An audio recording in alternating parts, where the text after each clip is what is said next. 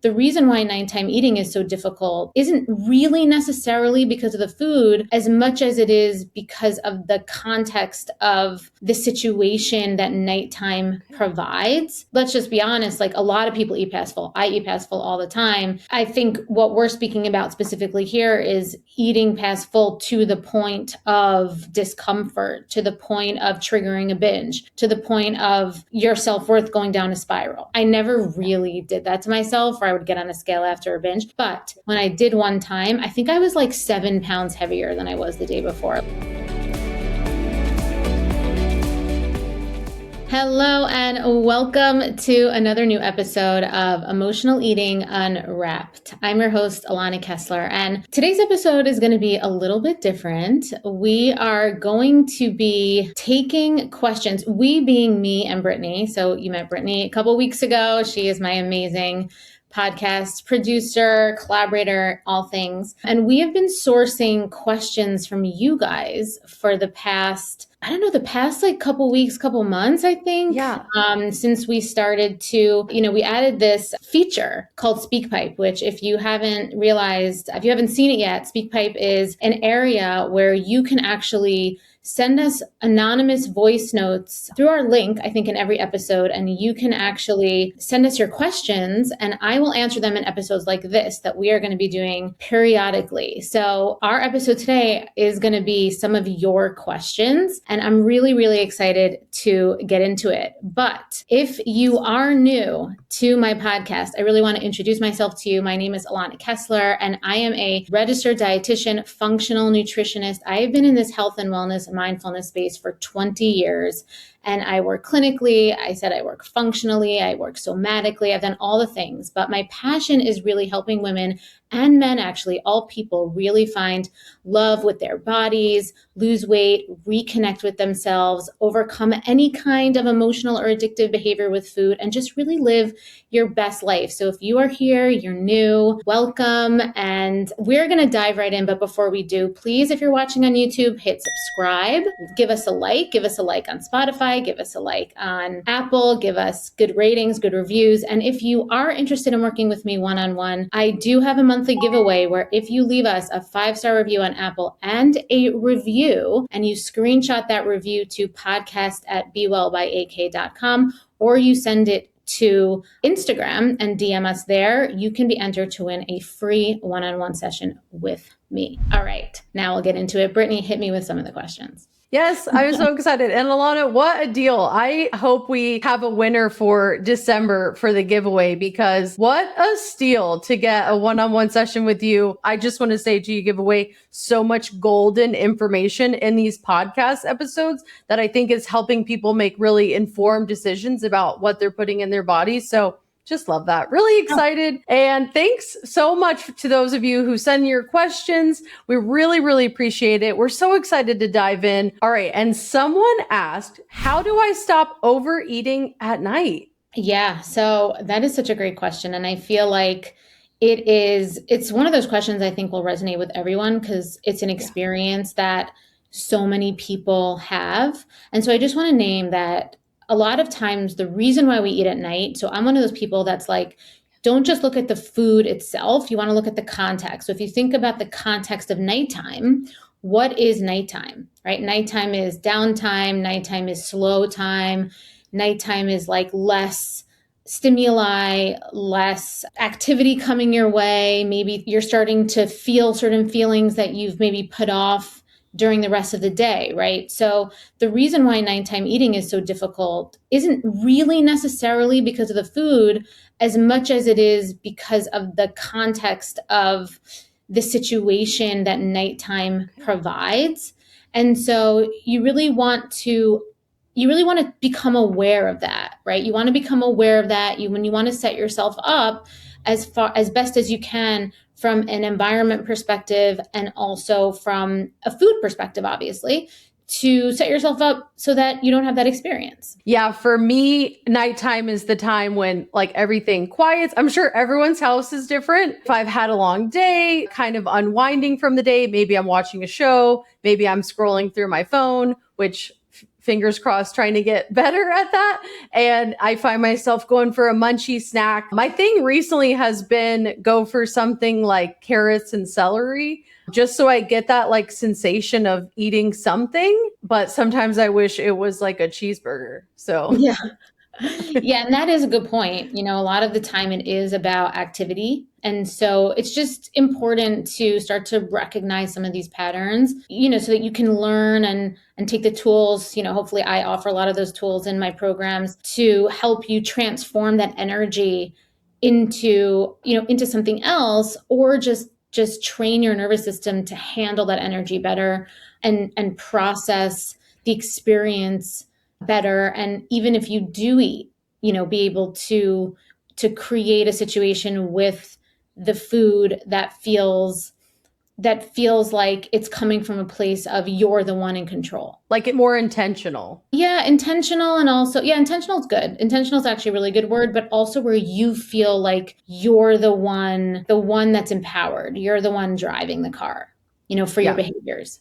I love that so much. All right, let's dive into our second question we got in from a listener. Why do I eat past full even when I know better? The answer is actually in the question. Knowing better doesn't do anything for our reptilian primitive behavioral actions. And that's, I think, one of the biggest misconceptions. And I talk about this a lot, especially on my Instagram. I feel like I have a lot of carousels that talk about the fact that Yeah. knowing more things about issues, like about behaviors, doesn't change the behavior.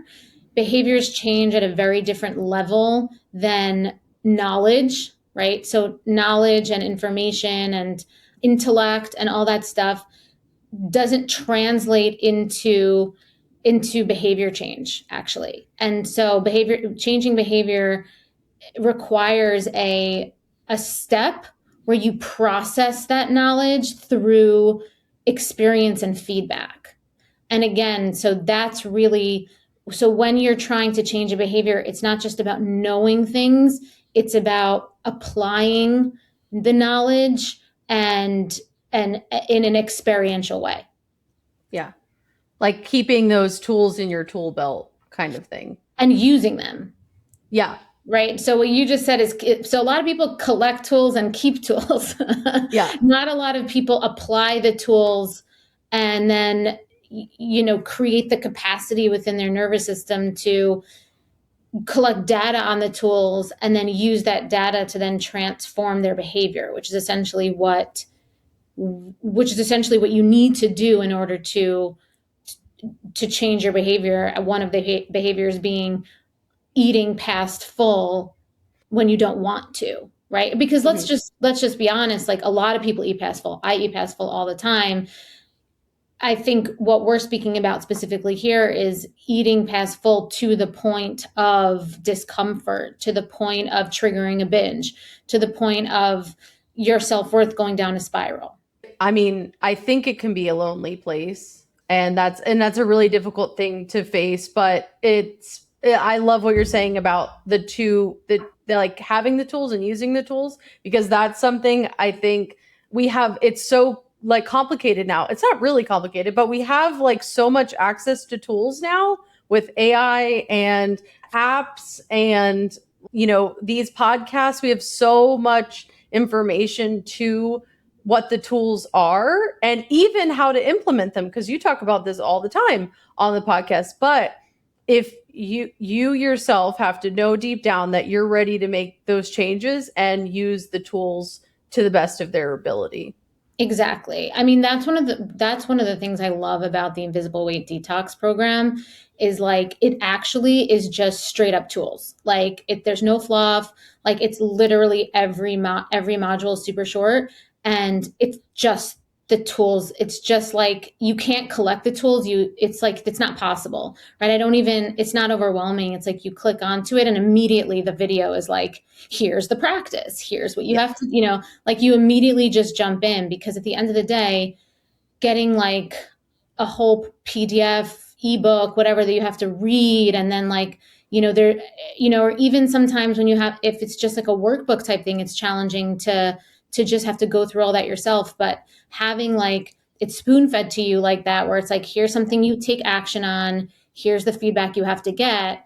Those are the small behavioral actionable changes that you have to, that really move the needle on getting you to be able to, in the moment, not eat past full. Yeah, that is such a great answer. I love that. Making those small changes so we can like get those little like green lights as we hit them so that we're feeling really confident as we go forward in the steps. Yeah, for sure. All right, let's dig into our next question. Ooh, I really like this one. Okay, so is one day of overeating going to make me gain weight? Let's talk about that.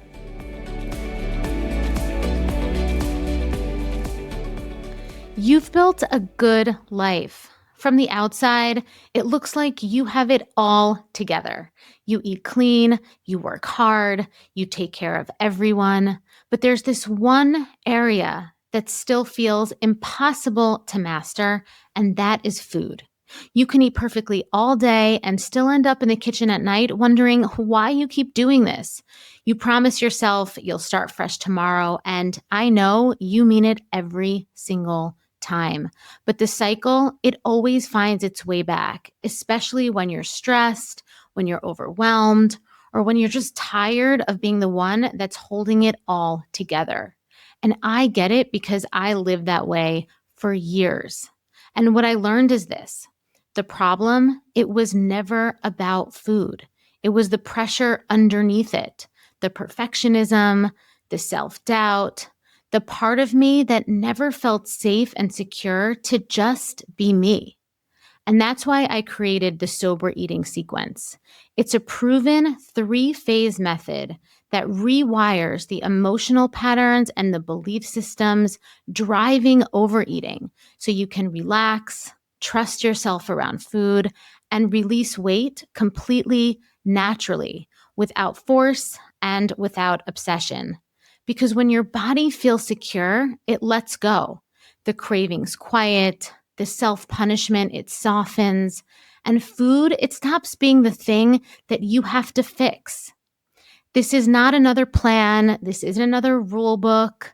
It's a revolutionary transformation for your nervous system, for your body, and for your identity.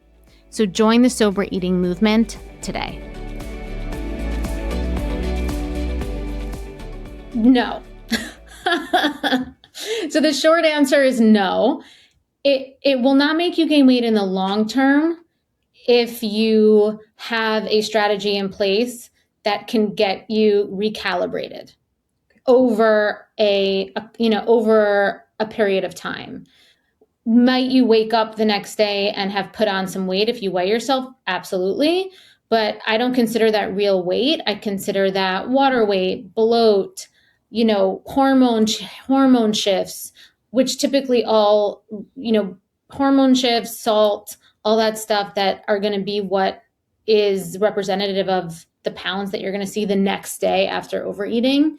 And it might be crazy, right? Like I know that sometimes, this was totally masochistic, but when I used to binge a lot, and I really never did this because it was so bad, but like maybe one time I got on the scale after a binge. Honestly, that was something for all the ways that I was self-destructive, I never really did that to myself, where I would get on a scale after a binge.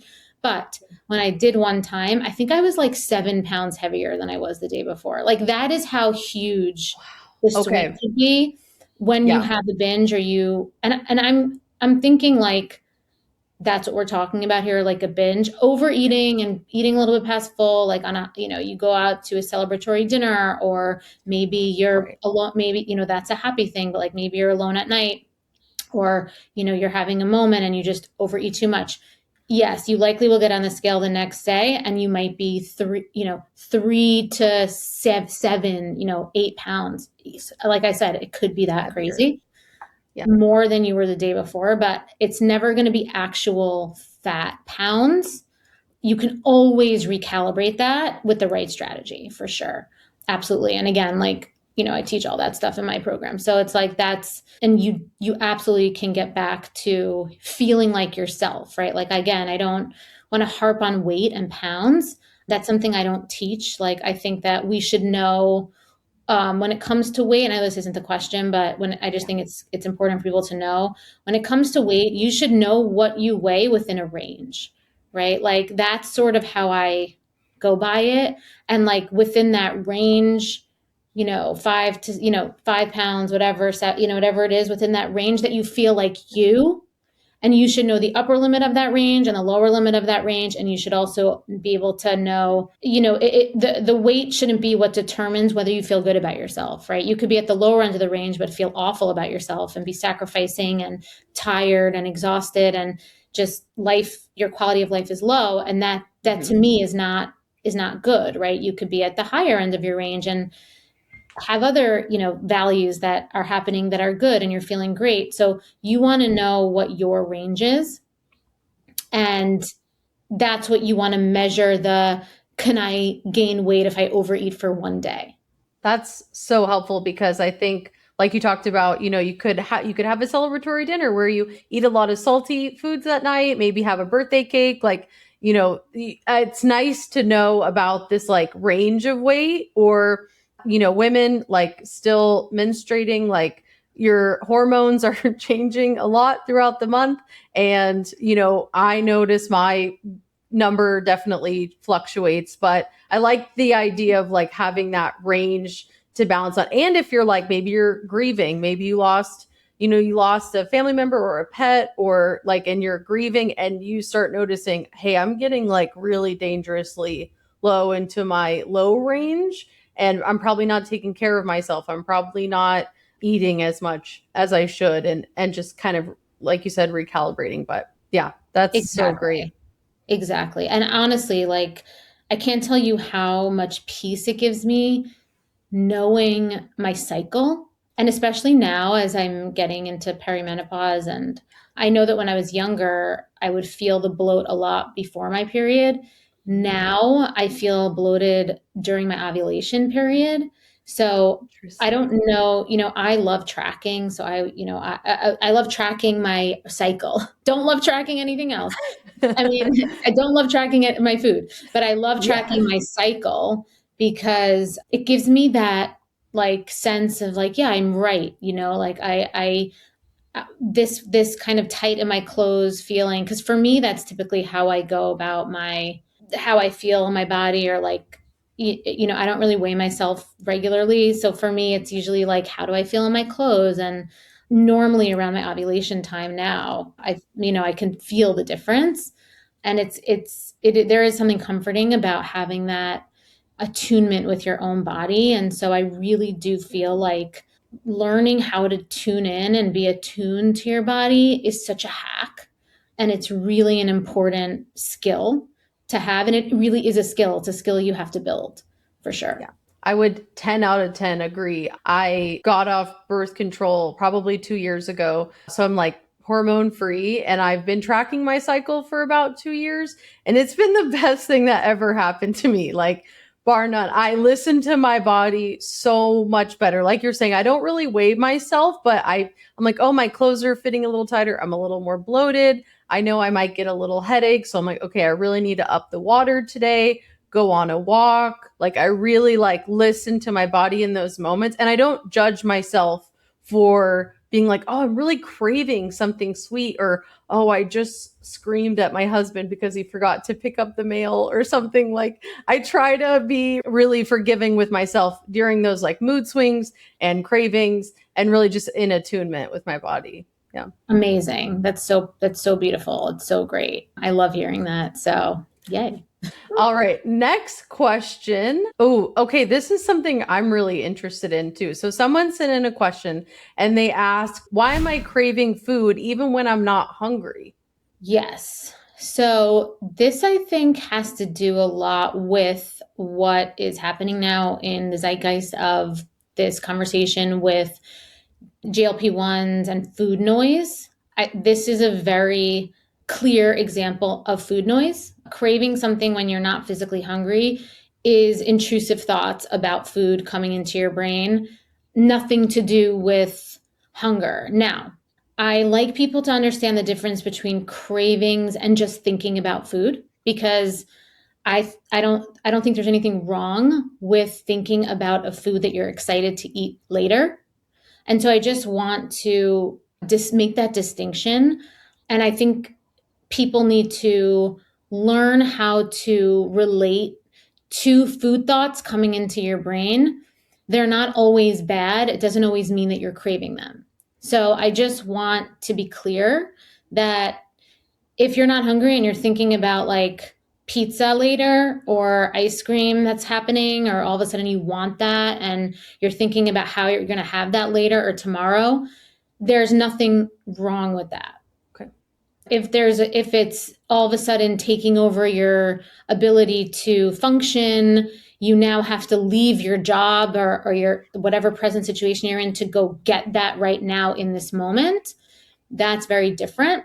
And that requires, again, like we spoke about with one of the other questions, that's a behavior change, neurobiological relationship that you're having with the food, attachment that you're having with the food that has to be repatterned. And that requires a little bit more intentional tool application, right? And feedback loop and kind of like the lab of changing that behavior. Whereas just thinking about it and having it be something that triggers like a sensation of emotion inside of you, whether that's excitement or yearning or desire, you have to ask yourself whether or not that's inhibiting you from doing your day-to-day activities, or whether it's just like a feeling that you need to just learn how to process. I think that's a really helpful way to explain that. And it really breaks down food noise and like intrusive thoughts and like good patterns in just a super simple way. Okay, we are coming up on our last question, and it's about guilt. So they asked, how do I stop feeling guilty after I overeat? Yeah, totally. I get that. Because I still get that, I think. And I realized I sourced it back, and I really think that guilt is an emotion that only people that are perfectionists or have really high expectations for themselves have, honestly. You feel guilty because you think that something bad is going to happen, right? Guilt is an emotion that's like, oh, I feel guilty about this because now something bad is going to happen. And it also, if you think about it, you're making yourself way too important. I hate to say that, but like we think that one of our actions is going to be so important and it's going to change the trajectory like crazy. Yeah. And it's just not. You definitely can feel guilty. I think guilt is more of a translator and a messenger for how you relate to yourself than it is about what's going to happen. And so I think that if you're like, oh, I feel guilty, and kind of you turn that guilt toward that feeling towards what are the expectations and the pressures and the judgments and the ways that I think about myself and what my actions are going to lead to. And the guilt is coming more from anticipation of something happening than what's actually going to be happening.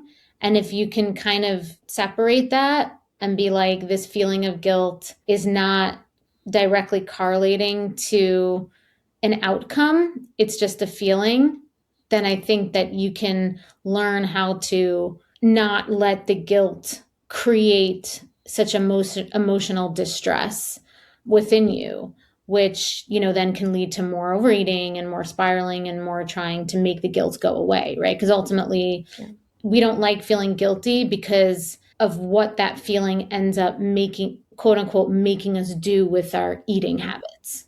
Mm-hmm. Yeah. Like we could potentially, like we're almost making the problem bigger in our head than it actually is. Mm-hmm. Then it's sort of, that's maybe where the spiral even begins, because we feel guilty and then we overeat and then like a whole slew of, and then that's like keeps happening over and over. And it's sort of like going in circles. And I know one thing for me that really helps to kind of like break up the space, and when I'm trying, is I try to do things that don't focus on me and focus on other people, whether that be like a volunteer session, or if I like go take like some cookies to a neighbor or something. I know that maybe sounds silly, but I try to do something like nice for someone else, and then it starts to make, I try to, and that's not the only thing, but I try to do things that try to make me feel smaller in the world, which So yeah, that's what kind of I like said. that. Like that's what I said earlier, why I said like you're making it too much about you. And that's why what you're saying is so right. Because when you make yourself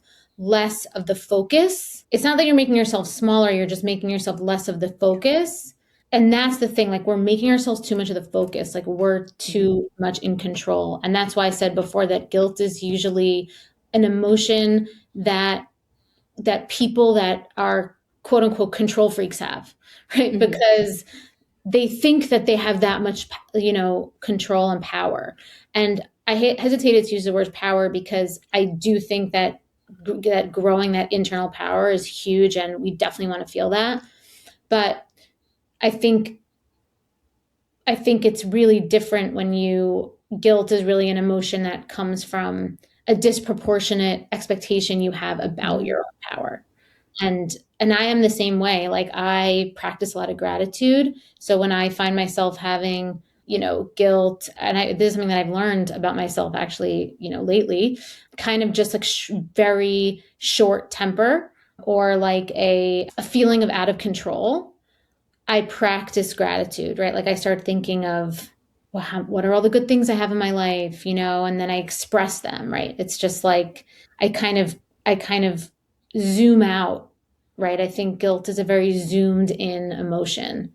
You have guilt when you're very zoomed in on this one focal. But when you zoom out, whether that's, doing something, a service or gratitude, it absolutely does really create perspective. And I think perspective is a huge healing tool in general. Yeah. Yeah. Perspective can give so much mindset shift. Yeah, For exactly. me, it has. And I mean, and then that's where like I feel like a lot of the real work begins when you're ready to take those next steps, because you can like listen to all the podcasts and you can read all the ebooks and you can, do all the things. But if you're not in the mindset to take yourself to that next step, you're just probably not going to do it. Exactly. And honestly, it requires a certain level of of internal structure, emotional Mhm. structure that you've built up to be able to create perspective. Because what does perspective have inherently is space, right? It's Mhm. space. It's kind of circles back to the first question of why we binge at night, right? I said because it's space, it's downtime. So Mhm. perspective can be a trigger for people if you haven't yet quite grown that perspective over time in the feedback loop, creating new behaviors, with the exercises and applying these applications, so you can use the context of your life so you understand and have the self-awareness to create this perspective, and then grow the capacity to hold that perspective while still being able to, you know, support yourself and keep your nervous system calm, and, by default, be able to have the behaviors with food that you desire. I think that's really amazing. And I love what your programs do, which is fit into someone's life in the context that they need it in, because we all live very different lives and there's so many different programs and things like that. But I think that's what makes yours so special, is that you can, it's about fitting it into the context of your life and it's speaking to you on any level. And I think that's what you have to do to get to the other side. I don't know. Would you agree? Yes. Oh my God. Yes. That's brilliant. Yes, exactly. That truly, truly is. And I'm really proud of that because, and I think we recently published an episode with Jamil, who lost 99 pounds. And of course, that's an amazing result. But, if you listen to the whole episode, you could really hear the full journey and the full kind of why it worked for her specifically for that reason, because it does work within the context of your life and it is customized. Everything is very customized, regardless of what level you join the work in, the whatever level you join sober eating in, whether it's like the self-guided or the coaching or whatever it is. And so, yeah, that's exactly right. For sure. I love that. I'm so happy we got to do this episode today and answer some listener questions. We want to do more. We want to do more. So next time, if you like, you can absolutely send your guest questions in, if you want to DM them, if you want to, write them on a Spotify comment. You could send this through the speak pipe. So that link is going to be in the show notes. You can record an audio message in there. We'll play it. We'll answer it. So we want to hear your voices. We want to hear your questions. We're so excited to do more of these. I'm really excited. So I'm so happy we got to do that today. Same. And just the audio messages will always be anonymous, right? You never have to say your name or anything like that. Perfect. No, definitely not. Amazing. Well, Brittany, this was so much fun. I cannot wait until we do the next listener Q&A. And until next time, I'm Alana and Brittany, and thank you for listening to Emotional Eating Unwrapped.